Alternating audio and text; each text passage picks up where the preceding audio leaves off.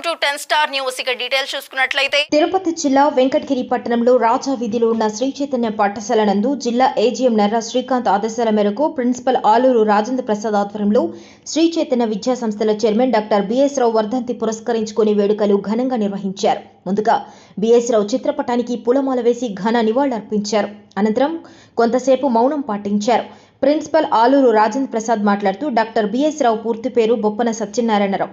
Guntur medical కాలేజ్లో medicine చదివిన BS రావు లండన్లో MRSH చదివారు. అక్కడే ఇంగ్లాండ్లో ప్రాక్టీస్ ప్రారంభించారు. ఆ తర్వాత కొంతకాలం ఇరాన్లో వైద్య సేవలు అందించారు. ఆయన భార్య ఝాన్సీ లక్ష్మీబాయి కూడా వైద్యురాలే.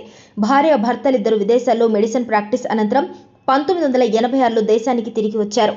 1986లో శ్రీ చైతన్య విద్యా సంస్థలను ప్రారంభించి వాటిని అగ్రపథంలో నడిపించారు. విజయవాడలోని పోరంకిలో బాలికల జూనియర్ కళాశాలతో ఆయన విద్యా సంస్థల ప్రస్థానం ప్రారంభమైంది. ఆపై అంచెలంచెలుగా ఎదిగి తెలుగు రాష్ట్రాల ఇంటర్, ఎంసెట్, ఐఐటి, నీట్ ప్రోగ్రాంలకు కేర్ ఆఫ్ అడ్రస్ గా శ్రీ చైతన్యను మార్చారు. ఉమ్మడి ఆంధ్రప్రదేశ్ తర్వాత ఢిల్లీ, హిమాచల్ ప్రదేశ్, కర్ణాటక, చండీగఢ్, రాంచీ, బొకారో, ఇండోర్లో బ్రాంచులు నెలకొల్పారు. కర్ణాటకలో బెంగళూరు, గంగావతి, రాయచూర్లో ఎన్నో బ్రాంచులు ఏర్పాటు చేశారు. ప్రస్తుతం శ్రీ చైతన్యకు 321 జూనియర్ కాలేజీలు, 322 టెక్నో స్కూళ్లు, 107 CBSE స్కూళ్లు ఉన్నాయి. ప్రస్తుతం శ్రీ చైతన్య విద్యా సంస్థలో 8,50,000 మంది విద్యార్థులు చదువుతున్నారు. ఎంచుకున్న రంగంలో ఉన్నత స్థానానికి చేరటానికి విశేష కృషి చేశారు బిఎస్ రావు అని తెలియజేశారు. ఈ కార్యక్రమంలో dean Chandrasekhar, primary incharge Divya, pre primary incharge Srilakshmi, record assistant Satish మరియు పాఠశాల సిబ్బంది పాల్గొన్నారు.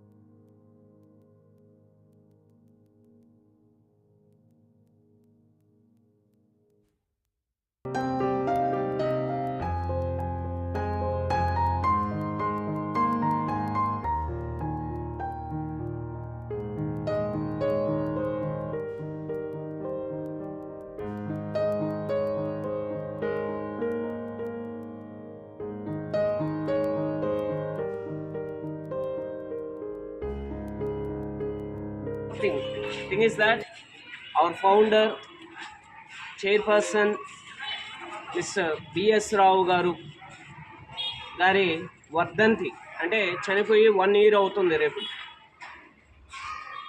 ఆయన్ని ఒకసారి గుర్తు చేసుకొని ఆయన సాధించిన విజయాలన్నింటినీ కూడా గుర్తు చేసుకుంటూ ఆయన యొక్క లైఫ్ని మనము స్ఫూర్తిగా తీసుకొని ఆయనకి నివాళులు అర్పించడం కోసమే ఈరోజు మార్నింగ్ అసెంబ్లీలో మనము ఈ కార్యక్రమం అనేది చేస్తున్నాము.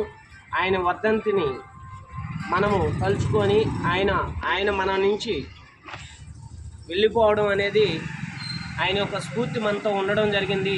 కానీ ఆయన వెళ్ళిపోవడం అనేది మనందరికీ బాధాకరమైన విషయమే. ఆయన్ని గుర్తుంచుకొని ఒక 2 నిమిషాలు మౌనం పాటిద్దాం.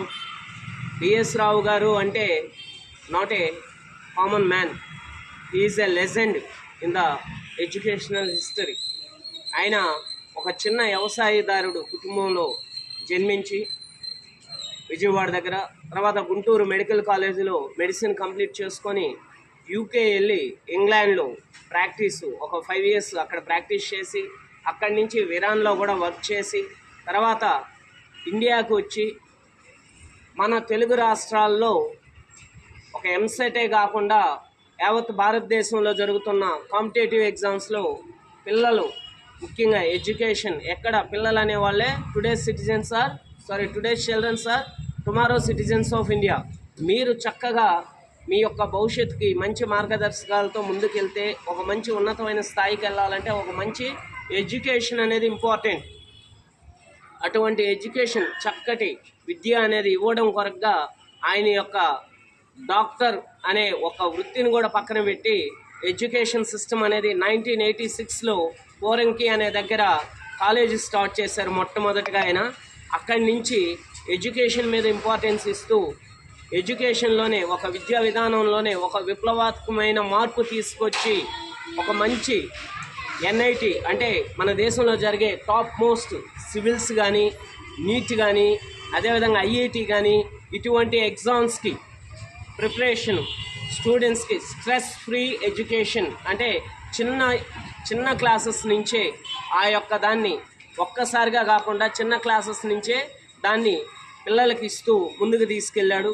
దానివల్లే ఈరోజు కొన్ని వేల మంది విద్యార్థులు డాక్టర్స్గా, ఇంజనీర్స్గా అందించిన ఏకైక విద్యా సంస్థ, ఏషియాలోనే అతి పెద్ద విద్యా సంస్థ శ్రీ చైతన్య ఇంగ్లీష్ మీడియం.